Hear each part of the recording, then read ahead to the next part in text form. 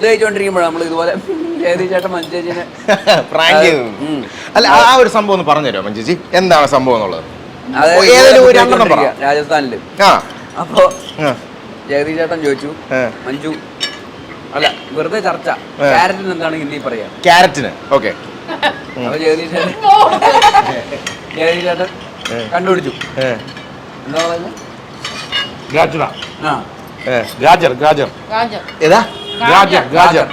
അപ്പൊ തക്കാളി നമ്മള് രാജസ്ഥാനിൽ ഷൂട്ട് ചെയ്തോണ്ടിരിക്കുക. അപ്പൊ മൊത്തം അപ്പൊ തക്കാളിക്ക് എന്താ പറയാ? തക്കാളിക്ക് എന്താ തക്കാളി വെജിറ്റബിൾസ് ആണ്. സോറി, ടമാറ്റർ. പഠിച്ചു. അടുത്ത ഡൗട്ട്, പടവലങ്ങിക്ക് എന്താ പറയാ? മനുഷ്യേച്ചി ചോദിച്ചു, ജഗദീശനോട് ചോദിച്ചു. എല്ലാരും ഉണ്ട്. അപ്പൊ അതിന് അപ്പൊ കൺഫ്യൂഷൻ, പടവലങ്ങിക്ക് എന്തായിരിക്കും പറയാ? അവസാനം ഉത്തരം കിട്ടിയില്ല. അവസാനം നമ്മളൊരു കൺക്ലൂഷനിലെത്തി. നോർത്ത് ഇന്ത്യയിൽ പടവലങ്ങ നമ്മളിങ്ങനെ കണ്ടിട്ടില്ല, അതുകൊണ്ട് പടവലങ്ങിക്ക് ഹിന്ദി ഇല്ല അവിടെ. അങ്ങനെ ഒരു സാധനം അവിടെ ഇല്ലല്ലോ, പിന്നെ ഹിന്ദിന്റെ ആവശ്യമില്ലല്ലോ. അപ്പൊ പടവലങ്ങിക്ക് ഹിന്ദി ഇല്ല എന്നൊക്കെ പറഞ്ഞ ഓക്കെ അങ്ങനെയാണല്ലേ എന്നൊക്കെ പറഞ്ഞ് നമ്മൾ കഴിച്ചോണ്ടിരിക്കുന്നു. ഇങ്ങനെ കഴിച്ച് കുറച്ചു നേരം കഴിഞ്ഞിട്ട് ജഗദീഷ് ചേട്ടൻ പെട്ടെന്ന് കിട്ടി, പടവലങ്ങയുടെ ഹിന്ദി കിട്ടി. മഞ്ചേരി എന്താ? റാവൽപിണ്ടി. അപ്പൊ മഞ്ചേരി റാവൽപിണ്ടി. അപ്പൊ അപ്പൊ എനിക്ക് മനസ്സിലായി ജഗദീഷ് ചേട്ടൻ എപ്പോ ഇടയ്ക്കിടയ്ക്ക് ഇങ്ങനത്തെ ജഗദീഷ് ചേട്ടൻ ഇങ്ങനത്തെ ഒരു ഐറ്റം ഇടും. മഞ്ജു ചേച്ചി ഇതൊക്കെ വിശ്വസിക്കുകയും ചെയ്യും. അപ്പൊ ആരും ശരിയാണ് റാവൽപിണ്ടി, കറക്റ്റാ റാവൽപിണ്ടി. ഞാൻ ചെറുപ്പം സ്കൂളിൽ പഠിച്ചിട്ടുണ്ട് റാവൽപിണ്ടി, പടവലങ്ങ റാവൽപിണ്ടി. അപ്പൊ മഞ്ജു ചേച്ചി കുറെ നേരം ഇങ്ങനെ ഇരുന്ന് ആലോചിച്ചു. റാവൽപിണ്ടി എന്ന് പറഞ്ഞ ഒരു ക്രിക്കറ്റ് കളിക്കാരന്റെ പേരല്ലേ? അപ്പൊ നമ്മള് മനസ്സിലാക്കി കളഞ്ഞു. അപ്പൊ പണ്ട് 83 വേൾഡ്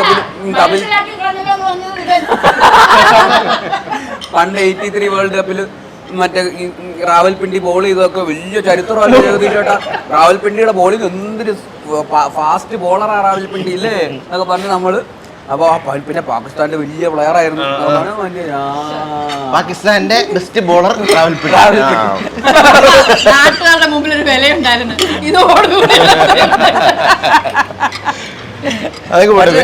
അങ്ങനെ പേരുള്ള ഒരു ക്രിക്കറ്റ് കളിക്കാരനില്ലേ റാവൽപിണ്ടി? റാവൽപിണ്ടി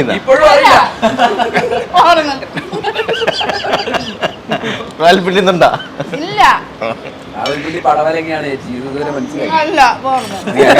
അങ്ങനെ പറഞ്ഞാൽ മതിയെന്നല്ലേ. പക്ഷെ ഭയങ്കര രസമായിരുന്നു. ഇവര് തമ്മിലുള്ള കോമ്പിനേഷൻ ഇതുപോലെ അങ്ങോട്ടും ഇങ്ങോട്ടും ഇങ്ങനെ ഇതുണ്ടെങ്കിലും ഭയങ്കര മ്യൂച്വൽ റെസ്പെക്റ്റും ഉണ്ട്. ആക്ടേഴ്സ് എന്നുള്ള രീതിയിൽ ഭയങ്കര റെസ്പെക്റ്റും ഉണ്ട്. എന്നാൽ ലൊക്കേഷനിൽ ഇതുപോലെ തമാശയൊക്കെ പറഞ്ഞ ഇതുപോലെ നമുക്ക് ഭയങ്കര ഇൻട്രസ്റ്റിംഗ് ആയിരുന്നു. ഇവര് പണ്ട് മുതലേ കുറെ കാലങ്ങളായിട്ടുള്ള ഇവരുടെ ഒരു ഇതുണ്ടല്ലോ. ഒരാളെ കിട്ടാൻ നോക്കിയിരിക്കും എങ്ങനെയെങ്കിലും. ബേസിലെ ഈ ക്രിക്കറ്റ് കളിക്കാരുടെ കാര്യം പറഞ്ഞോണ്ടേ ഞാൻ അതുമായിട്ട് റിലേറ്റ് ചെയ്ത് സഞ്ജുവിന്റെ ഒരു കാര്യം ചോദിച്ചോട്ടെ. പല ആൾക്കാരും, ഒരു കൂട്ടം ആൾക്കാരെങ്കിലും ചോദിക്കാറുണ്ട്, സഞ്ജു സാംസണായിട്ട് നിങ്ങൾ നല്ല ഫ്രണ്ട്സ് ആണല്ലോ സഞ്ജുവായിട്ട്. അപ്പോൾ പുള്ളിക്ക് ആക്ടിങ്ങിനോട് താല്പര്യം, കാരണം സിനിമകളൊക്കെ ഡിസ്കസ് ചെയ്യാൻ ഒരു താല്പര്യ വിഷയമാണല്ലോ. അപ്പം അഭിനയിക്കാൻ താല്പര്യമുള്ളൊരു വ്യക്തിയാണോ, അല്ലെങ്കിൽ എപ്പോഴെങ്കിലും മനസ്സിൽ ഏതെങ്കിലും പടത്തിന്റെ ഇത് വന്നപ്പോൾ പുള്ളിന്റെ മൈൻഡിൽ ഓർത്തിട്ടുണ്ടോ? അങ്ങനെയുള്ള ഒരു ക്വസ്റ്റ്യൻ. പുള്ളിക്ക് അങ്ങനെ അഭിനയിക്കാനുള്ള താല്പര്യമുള്ള വ്യക്തിയേ അല്ല. എന്റെ അറിവിൽ പരസ്യങ്ങളിൽ പോലും പുള്ളിക്ക് ഇങ്ങനെ ഫുൾ ഡേ വന്നിങ്ങനെ അങ്ങനെ അഭിനയിക്കാൻ അങ്ങനെ അത്ര എക്സൈറ്റ്മെന്റ് ഇല്ല. പുള്ളി വേറെ പുള്ളിയുടെ ജോലി ഇതല്ലല്ലോ. അപ്പോൾ ആക്ടിങ് എന്ന് പറയുന്നത് അങ്ങനെ ആ ഒരു എക്സൈറ്റ്മെന്റ് ഉള്ള ഒരാളല്ല. സിനിമകൾ കാണും, പക്ഷെ ആക്ടിങ്ങിനോട് ഒരു എക്സൈറ്റ്മെന്റ് ഇല്ല.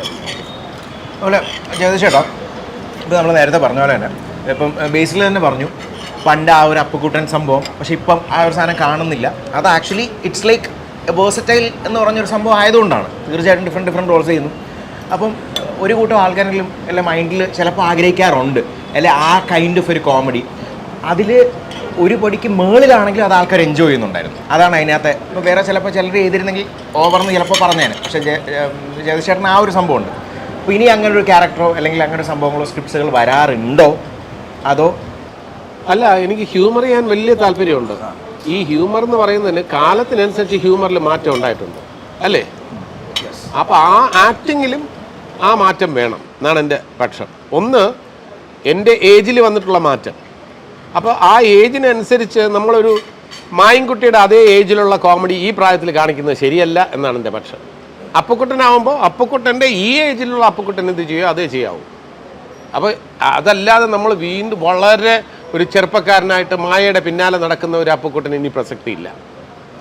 വളരെ സീനിയറായിട്ടുള്ള മായയുടെ ഒരു വളരെ മൂത്ത ചേച്ചിയും ഒക്കെ വരികയാണെന്നുണ്ടെങ്കിൽ അല്പം താല്പര്യമാവാം.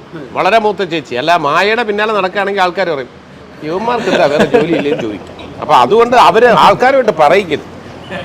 സന്ദീപ് ആക്ച്വലി ഇവിടെ വർക്ക് ചെയ്യുമ്പോൾ ഉള്ളൊരു എക്സ്പീരിയൻസ്, ലൈക്ക് മൂവിയിലുള്ളൊരു ഡിഫറൻസ്, അല്ലെങ്കിൽ ഇത് അഭിനയിച്ച പാക്കപ്പ് ചെയ്ത് കഴിഞ്ഞപ്പോൾ കിട്ടിയൊരു ഫീൽ എന്തായിരുന്നു?